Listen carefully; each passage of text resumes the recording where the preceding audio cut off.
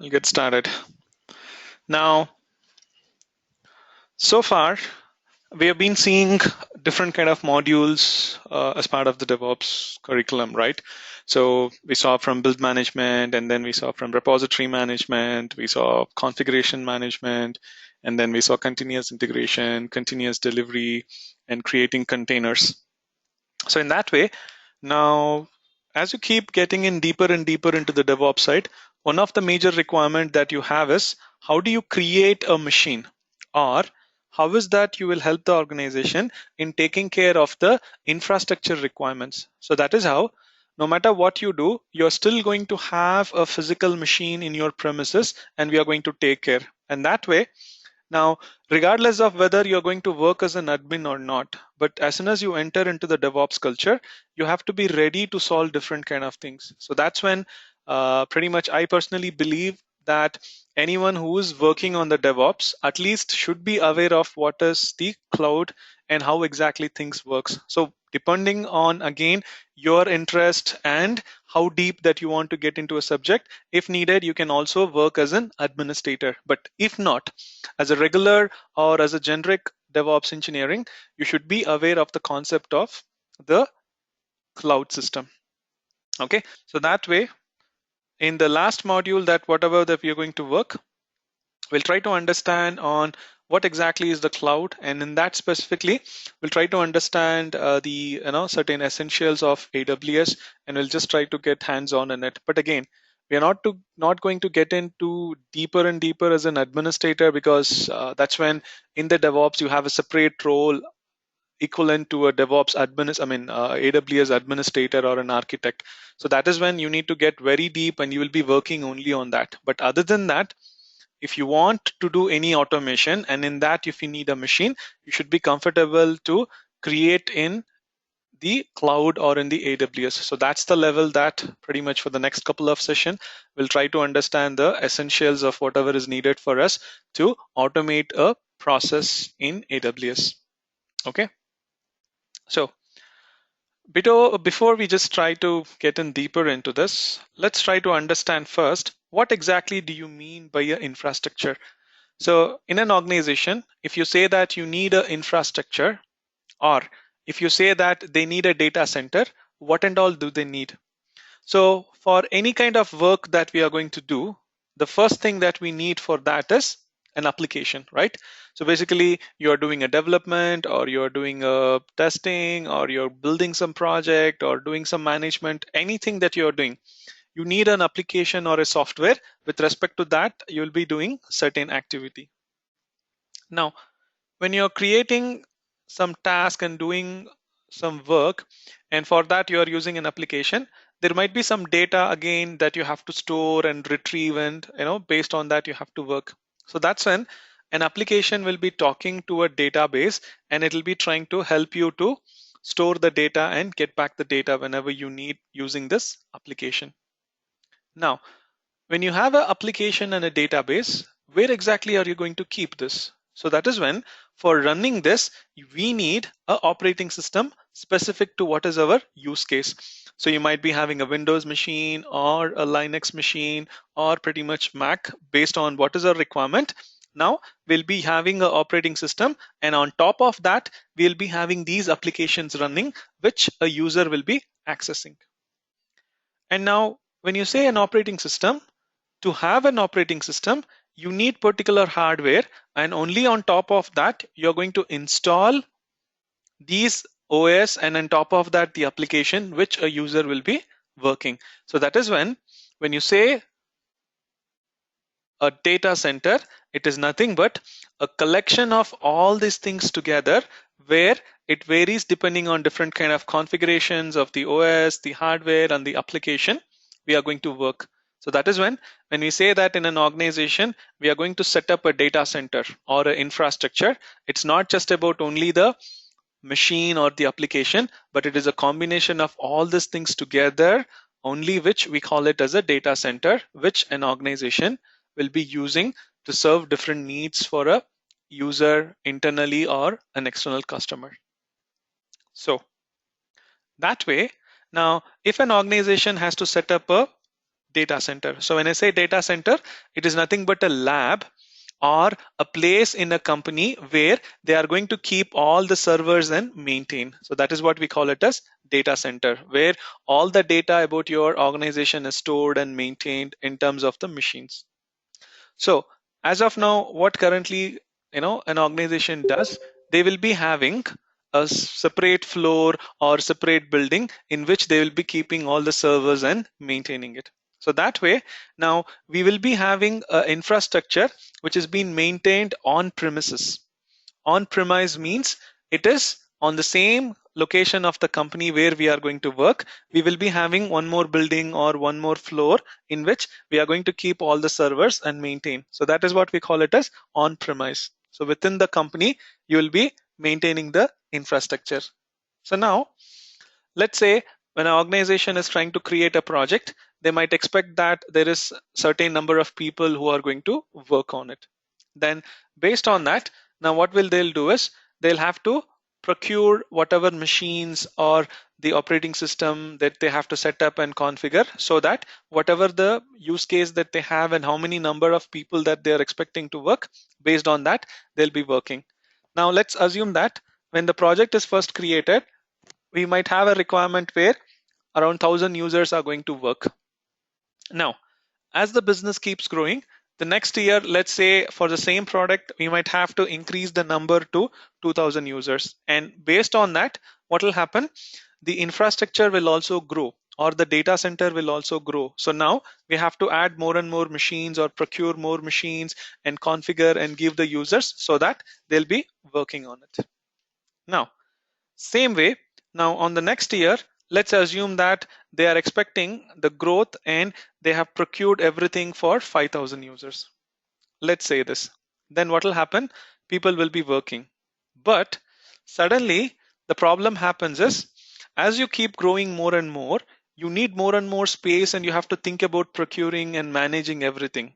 And at the same time, if suddenly the usage dips or if the usage comes down, then unnecessarily we are going to procure everything and you're going to still do the maintenance of these machines where even though we have bought, we'll be keeping it idle. So that's when there'll be a lot of problems in how you're going to maintain on the premises, and also are we going to effectively use it or not is the biggest problem what the organizations will be facing. Okay, so what is that we can do? And again, when I say it is just only from the requirement where what is the difficulty that we are facing, but if you take the complete infrastructure or the complete data center, they have to manage it fully. So what and all are the things we are going to do for that? So if you look for a business requirement wherein if there is a company or an organization for which you are going to create a data center, the first thing that we need to make sure is there is a high availability of whatever machines or the services that we have inside the data center.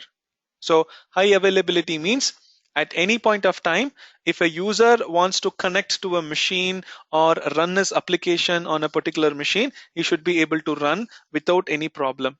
So that is how these machines as well as the services or the applications which are running in the machine should always be available for the user. Because if a user is trying to connect and that point of time, if there is a problem and he's not able to do the task, then pretty much it will be of no use or it will be a productivity loss for the organization. So that's when they have to make sure first the data center and the machines and the applications in them has to be highly available.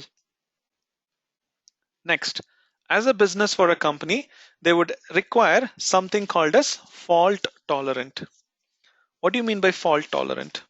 So when you say fault tolerant, it is all about now when you have a problem, what will you do? So it is not like that you will never have a problem.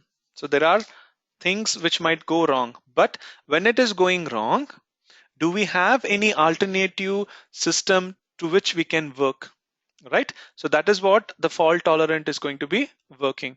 Now, let's say you are connecting to a machine and suddenly the machine has some problem. Now, when you are thinking about setting a data center, it should be in such a way that if that machine is down, you should think about having one more machine as a backup in which the same application can be run and the user can be asked to use that. So that way the users will not be idle, or they will not be using a machine wherein it's having a problem, or they will not be losing any kind of data. So that way fault tolerant is all about, if there is a problem, what is the backup that you can provide for that, so that the services which is being used by the user or the end user will be accessed uninterruptedly.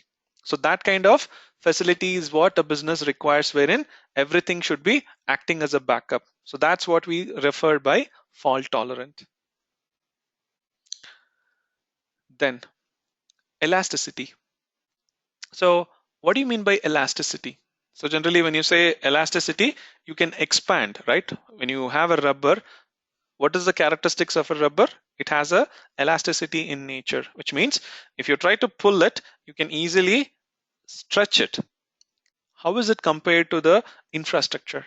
Now, in the previous slide, I was saying that suddenly, if there is a requirement where you were expecting that the usage is going to be 3,000 users, but suddenly it became 5,000 users.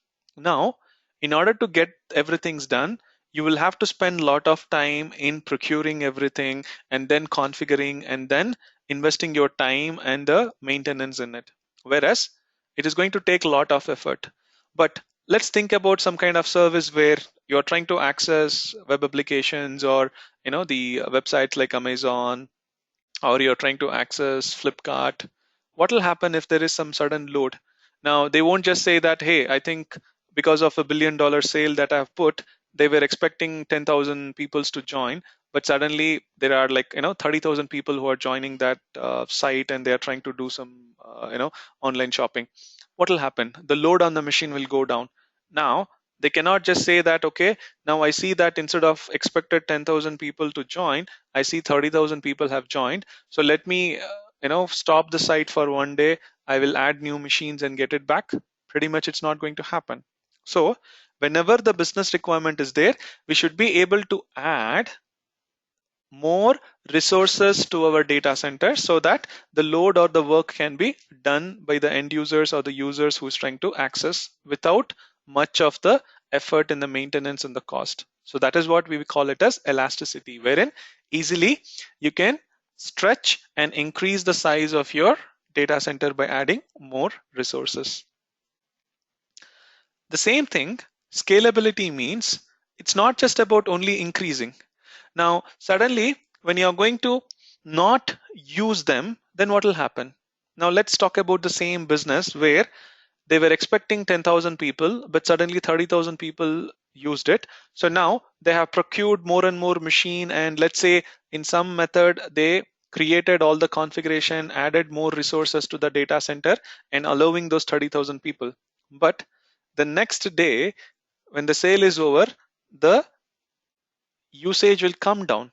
Now, whatever that they have purchased and they have trying to maintain will be of waste. So that is how it should be easy enough where if we want, we can add more resources to the data center. And if I don't want, you should be just giving it away, where you should not be taking care of the cost or the maintenance effort in it. So that is what a business requirement will be there from an organization. Now, if you want to do all those things, pretty much if you are going to take care of the data center, just like how we have a development group and a separate testing group and a release management group or project management, in the same way, to maintain the data center or the infrastructure, we also need to have a separate team or a group who is going to work, right? So in that, we need a specific dedicated space for storing all the machines. So when I say you want to have a lab, you need to have a specific space allocated in which you will be keeping all the machine, and you will also need specific AC, more and more into it, because there's a lot of servers and then there'll be a lot of heat produced. So you need to keep it as a separate dedicated space. And you should also think about adding more and more space to it, because suddenly if the usage grows, then you should be thinking about expanding your location or the floor on which you're keeping all the machines. So that's when you need to think about having a dedicated space only for the service. And high bandwidth.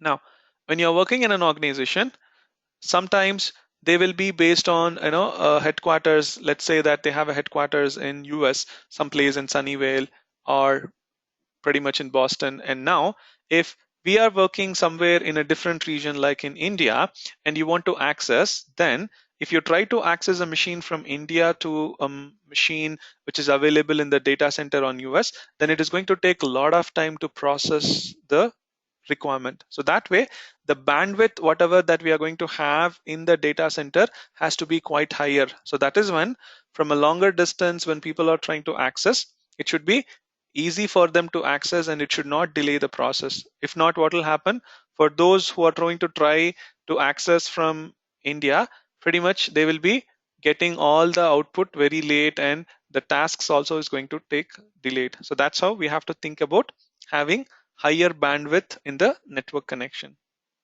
And power supply is one of the important thing.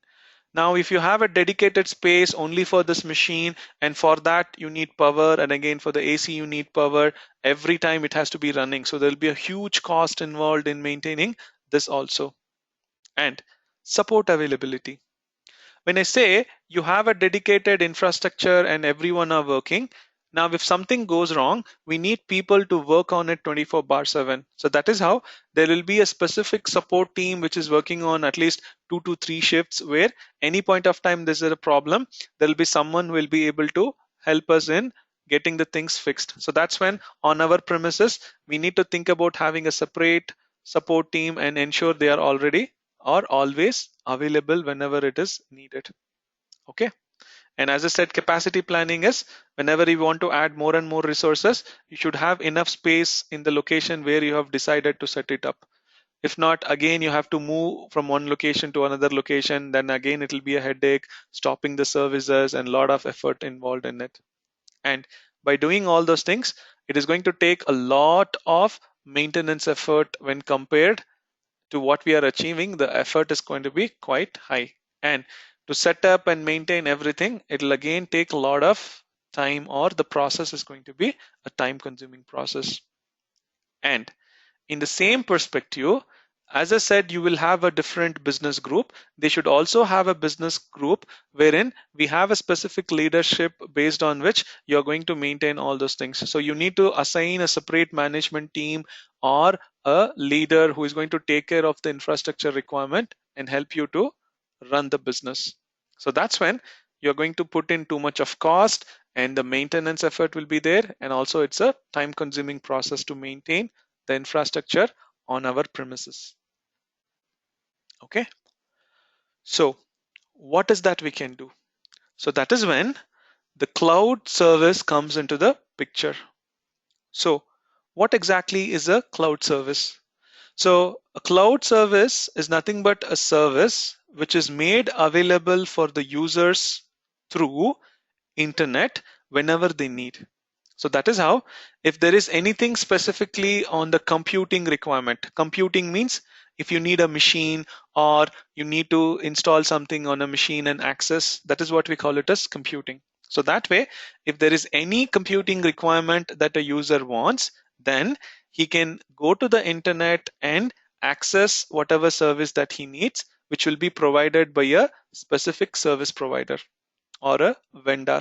So such a kind of service where on the internet you will be doing all your computing task, where whatever the machine that we need or the application inside the machine that we need, we will be accessing it over the internet rather than having the infrastructure or on our own premises. So instead of having it on our own premises, we will be having it on internet and we'll be accessing it. And who is going to provide it? We are not going to take care of it. It will be given by a specific service provider. Okay, so that way, whatever services that you want using the computing services, we are going to get things like different servers, storage in it, the database or the networking or specific software that whatever you want, or if you want to do any analytics or metrics work, you can easily do it using this cloud service, where cloud service is all about accessing a machine or some service over the internet whenever that you need, wherein these services will be provided by a specific vendor or a cloud service provider. Okay, so that is how you can think of cloud as nothing but accessing a service or a machine over the internet whenever it is needed, and that is being maintained by a service provider and not us.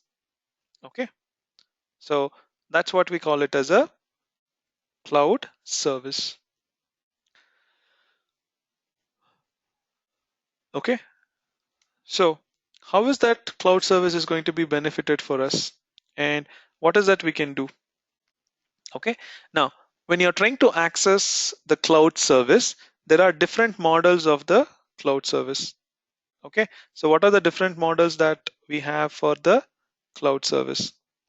Now we have majorly three kinds of cloud service. So they are called as IaaS, PaaS, and SaaS, where IaaS stands for infrastructure as a service, PaaS stands for platform as a service, and SaaS stands for software as a service. So what is the difference, and why do we need this, and when do we need it? So particularly, now let's say when we are working as an administrator, I want to create a new machine when someone is asking.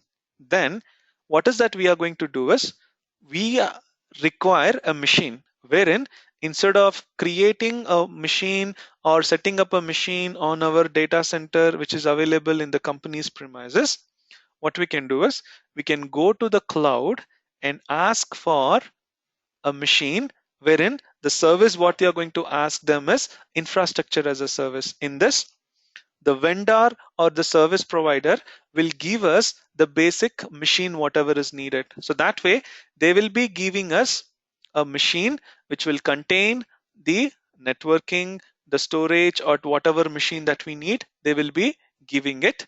And on top of that, we are going to install a particular operating system and specifically whatever application or the middleware that you want to install on top of this, and put the specific data using which we will be working on it. So that way, infrastructure as a service means we are going to get only the machine from the vendor, and on top of that, we are going to install the operating system or a specific application based on our need, and we'll be working on it.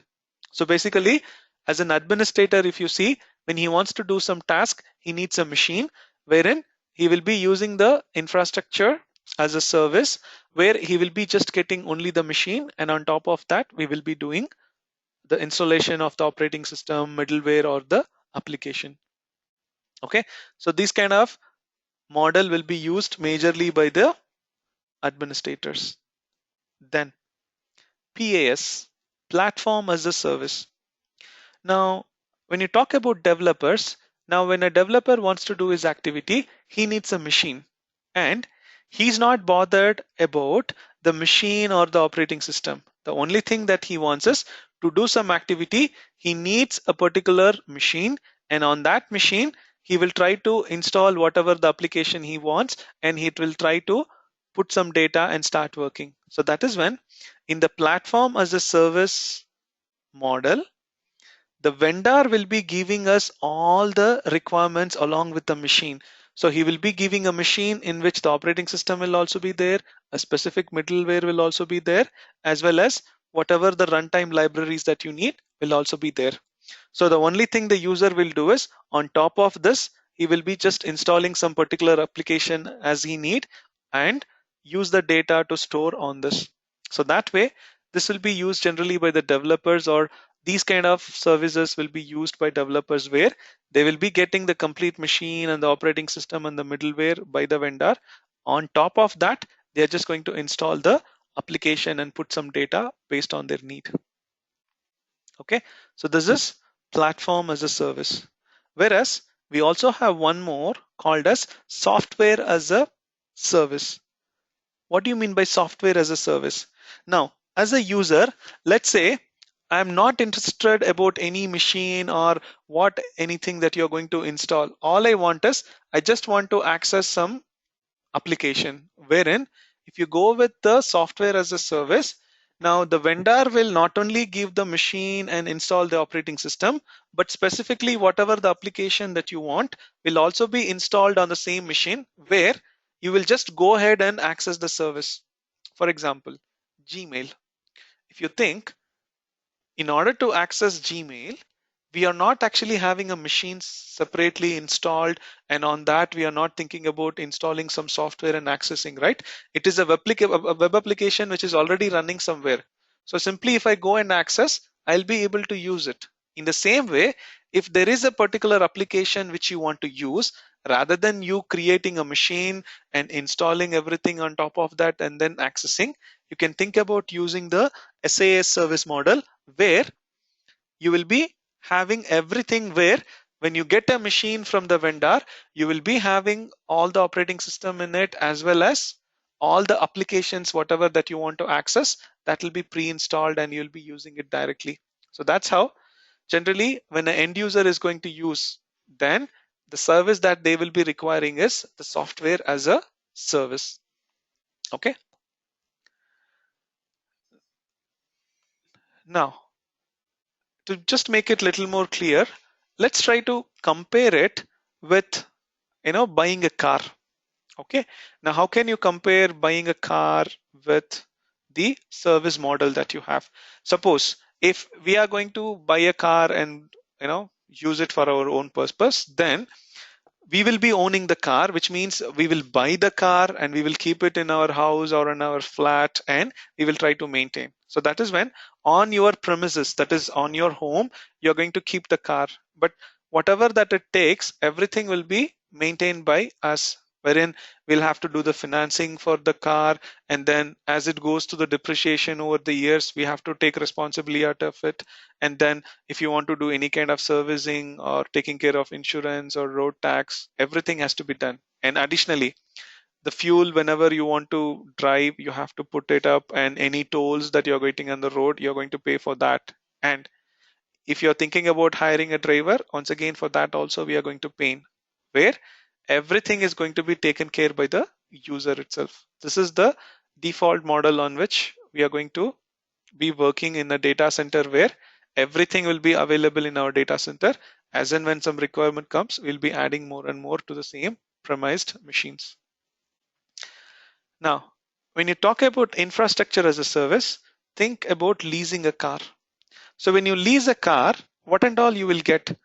The car will be provided by the who? The service provider or the vendor. And where, what is that we are going to do? He's just going to give only the car, and whatever the finance it is needed for buying the car, he will take care, and he will just take the car from them. Whereas from that, we are going to take care about all the other things like servicing, taking care of the insurance, the fuel of it, whatever tolls that we are getting, everything we will have to pay. And also if we need a driver, we have to pay for that. So that is when infrastructure as a service, you are just taking only the machine. Similarly, you are going to take only the car, and the rest of the things will be taken care by us, and the car will be given only by the vendor. The same thing if you go to platform as a service, you can think about hiring a car. So when you say hiring a car, you will be hiring it for 1 week or 2 weeks, where now in addition, by giving the car, he will also take care of the servicing, the insurance, the road tax, or any fixed age maintenance that you have to do. Everything will be done by the service provider or the vendor. So only thing what we are going to do is, other than paying for it, we are going to take care of the fuel charges by filling it, and any road tolls that you go through that you have to pay, or also for the driver you will be paying. So that is how you can think about the platform as a service for hiring a car. And the same thing, if you want to compare software as a service, then you can think about taking a taxi for a short distance whenever you need. So that's how, let's say if I want to travel from one place to other place, I'll just take a taxi, where everything is given by the vendor or the service provider, where we don't have to worry about anything. So same thing in the car, not only the car, So whoever we are going to use it for the taxi, that guy has to take care of buying the car, finance, and whatever problems that happens in servicing in it, the insurance, the road tax, the fuel for it. Okay, everything will be taken care by that vendor or the taxi owner from which we are trying to take everything. So we are just going to pay only for the time we are traveling. So that's how you can compare the software as a service in terms of taking a taxi, wherein everything will be given by the service provider. So all we have to do is just go and access the services. Getting it? On what exactly do we mean by the three different types of service model? That is IaaS, PaaS, and SaaS.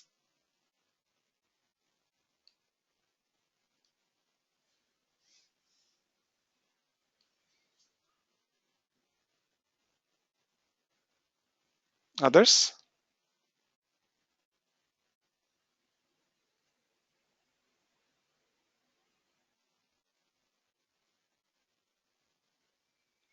Is that clear?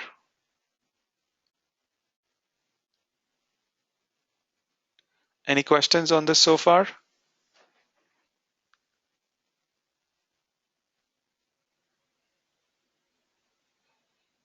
No, Adam, everything is clear.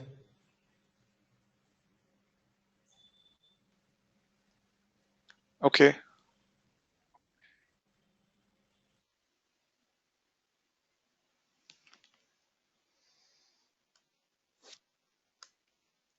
Okay. So now coming to the actual point. So when you say cloud, there are a lot of service providers in the cloud, as we know. And on among them, and the popular ones are AWS or Amazon Web Services. So AWS or Amazon Web Services is a subsidiary of Amazon.com. So primarily, whatever the site that we are using for purchasing or online shopping, Amazon.com. So they are the ones who have created this Amazon Web Services, and from them is what we will be using this cloud. So Amazon.com is the cloud service provider, where whatever the service that we are giving is what we call it as Amazon Web Services. Okay, wherein it is a on-demand computing environment which is available on the internet. So basically now if you try to think about having the service over the internet, the advantages is cost effectiveness, where we are not going to keep everything in our premises. So it will be available in the data center of Amazon, where we are going to access it using internet. Again, we don't have to worry about where they are keeping and how they are maintaining. And if we need a machine, we are just going to go to the AWS and say that, hey, over the internet, I need a machine, and they'll be giving you a machine. And if you don't want, you're just going to not use it. So that way, you're going to pay only for what you're using and when you need it.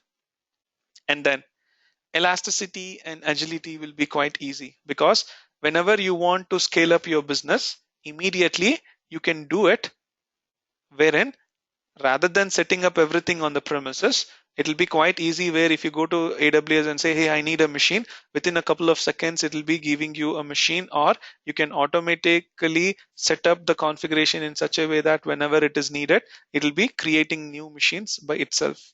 And agility, it is not like it is going to take a lot of time for it, and everything will be happened immediately, so that if there is a problem and for that you need more machines, we are going to do a auto configuration using which AWS can help us to set up the machines.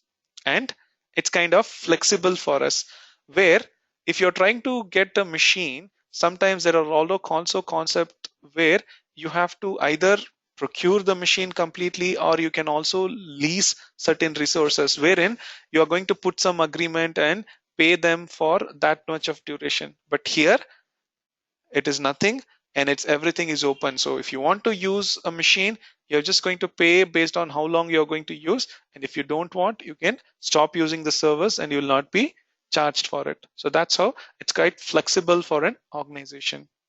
And it's quite secured, wherein Just like how we are going to have all the machines in our premises, we are going to create a specific network for an organization which is needed, so that we do not allow anyone else outside the network to access. So that way, AWS is quite secured, wherein we will not be leaking the data from our machines in the AWS cloud.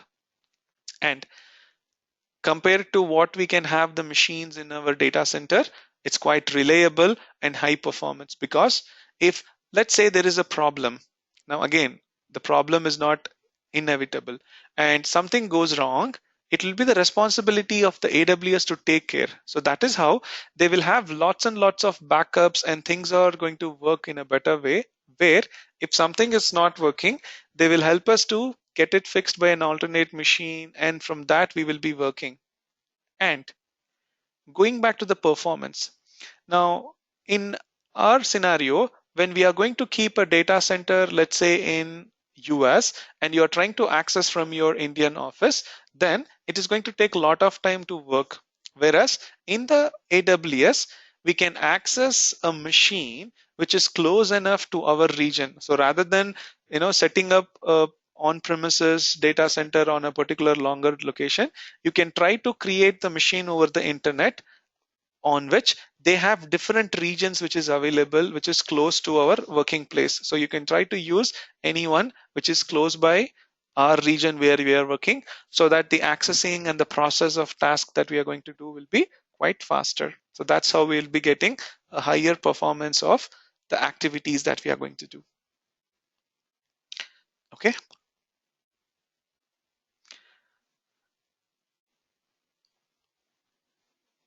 So to understand how exactly the AWS will be set up, now in AWS, if you want to create a machine, so rather than you having a machine on your premises, if you want to create a machine over the internet, which will be accessed through the AWS service provider, now AWS has something specifically called as AMI, whereas these are images using which we will be creating a particular machine. So if you want to create a machine, they have lot of templates or images based on which what kind of CPU you need, what kind of processors that you want, everything will be available in this AMI. So this is going to be like a template where based on what is that you need, you can specify and get access. And whatever the machines that you're going to create over the internet will be created based on these images or the templates. Okay, wherein this machine, whatever that we are going to create, which is called as instance, will be created based on this template, and these instances or the machines will be having exactly the configuration what you have put in the template. Okay, so like that, all these machines is going to be stored in a data center, just like how we have a data center in our premises. Now AWS will have a data center somewhere, and only in that you are going to create all these machines, right? So that way, that data centers on which we are going to create all this machine is what we call it as a availability zone in a AWS. So availability zone is nothing but it is a data center, just like how we are maintaining, they will also be maintaining it, in which you are going to create the machine over the internet. And now, in order to make sure that everything is highly available and fault tolerant is prevented, now we need to have a lot of backup, right? So that's how what AWS will be doing is they will not be just having one availability zone. They'll be having many availability zone, so that if something goes wrong in this availability zone or data center, you can actually put the data into some other availability zone which is close by this, and you can replicate the environment and ensure there is accessibility to the user always. So like this, now you are going to create something called as a region, where you put 2 to 3 data centers or availability zones and create a region. So whenever you are going to work on something in AWS by accessing a machine, you will be trying to access the machine using a specific region on which it is created. So like this, when you say a region is nothing but 2 to 3 data centers together in some location, which will be called as a region. So that if something goes wrong in that one availability zone, you can think about having another availability zone as a backup of it. So like this, AWS is all about different regions where you have to choose a particular region which is close by to you, and based on that, it will be creating a machine under a availability zone or a data center.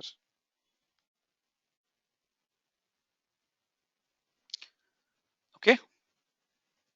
So if you look at this diagram, this gives you a current overview of what and all are the AWS regions which is currently available, from which we can try to create an instance or a machine. Okay, and wherein these are the new regions on which they are planning to come up with the new data center or the region in which they will be having the availability zone. Pretty much now in India, they were thinking a long back about creating, but as of now, they have created a region in Mumbai.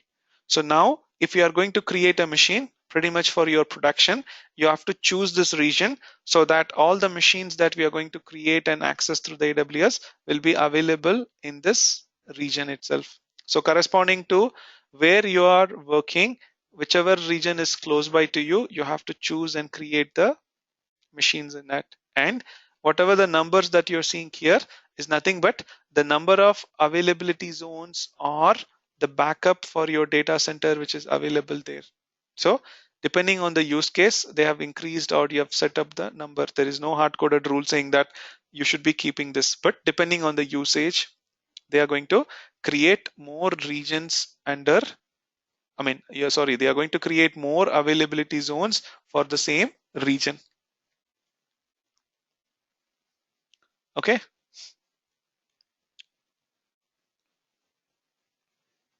Is that clear?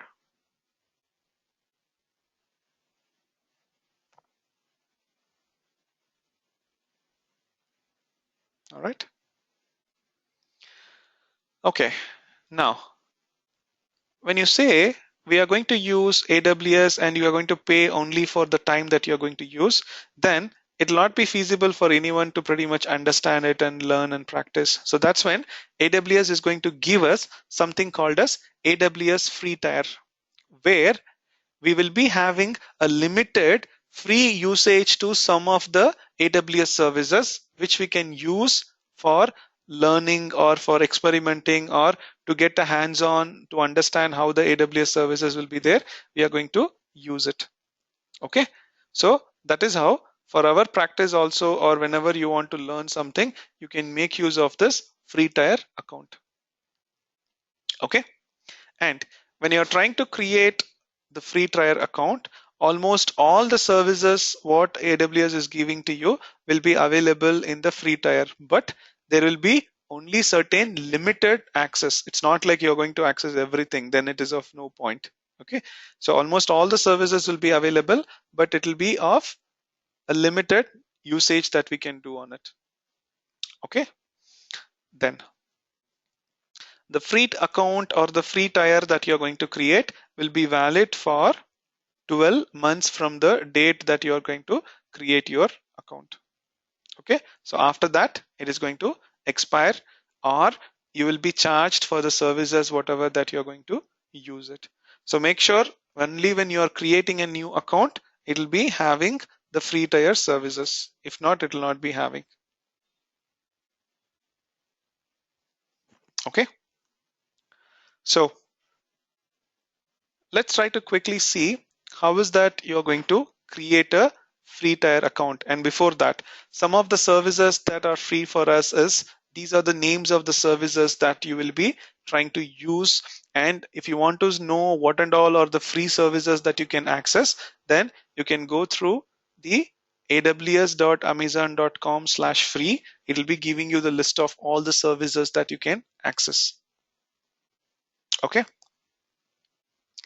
Now, for today, let's try to quickly see how is that we can create a specific account so that for whatever activity further to understand how it is there, or if you want to explore it more and more, you can do that. So first, you need to create an account.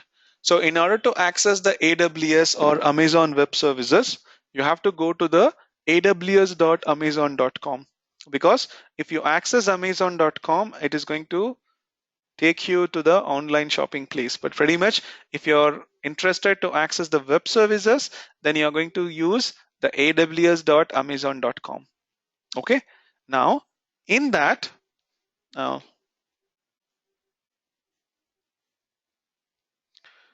so this is the page that you'll be getting it. And now, if you click on the sign on console, there you will be getting an option where either are you an existing account holder or you are a new user.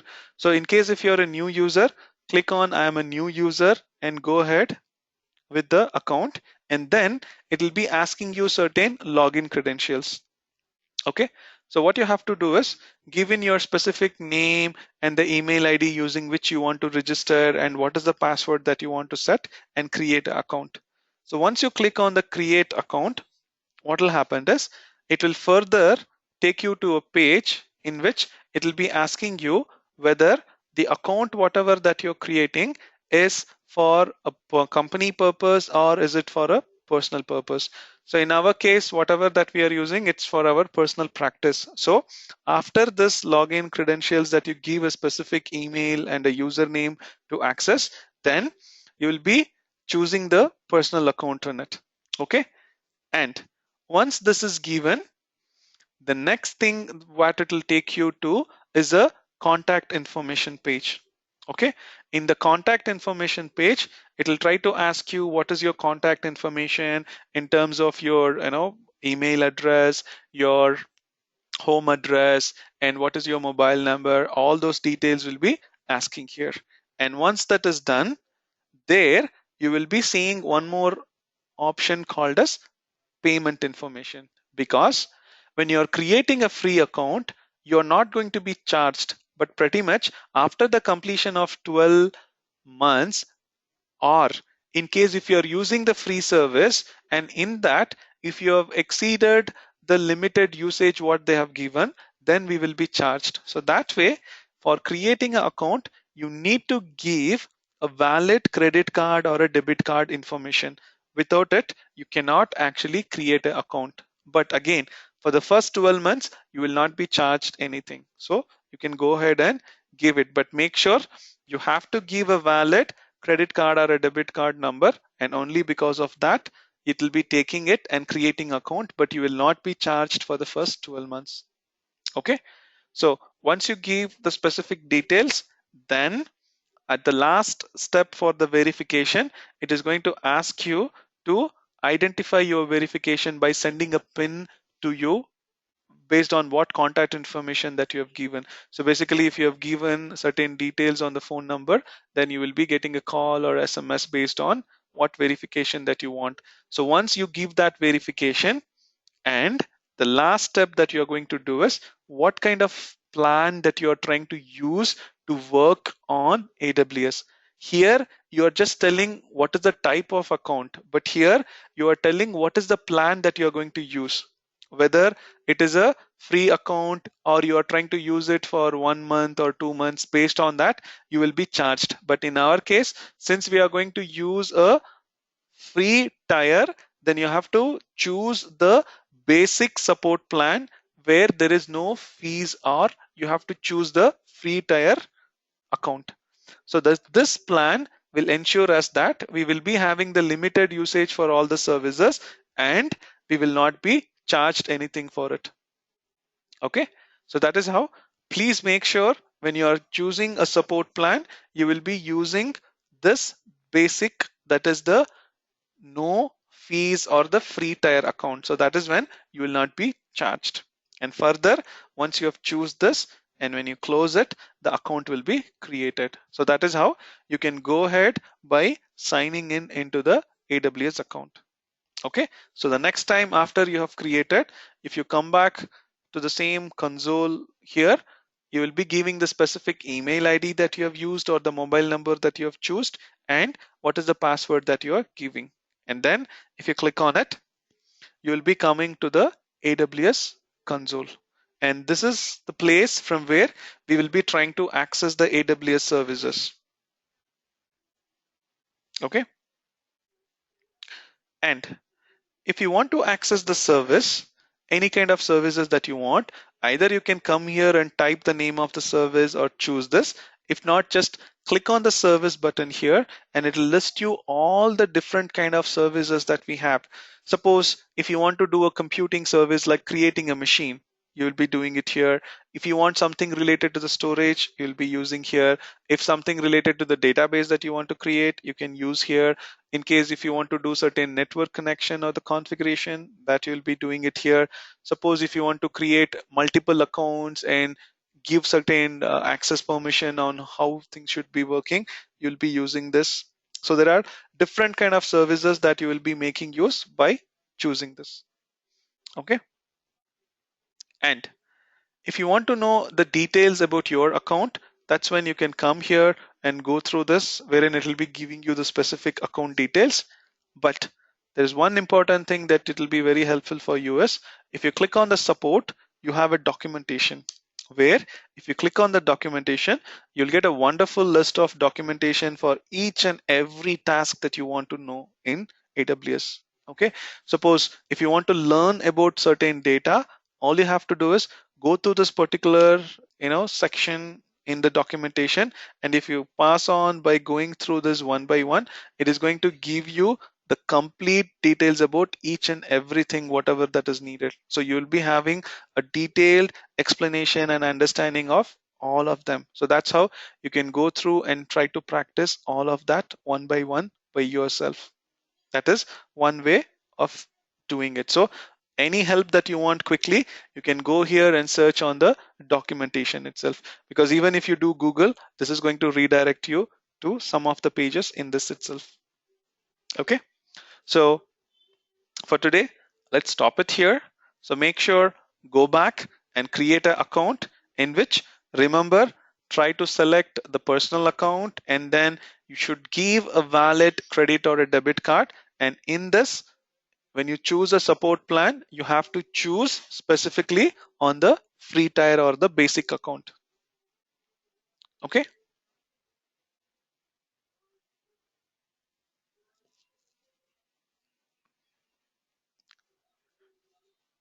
getting it?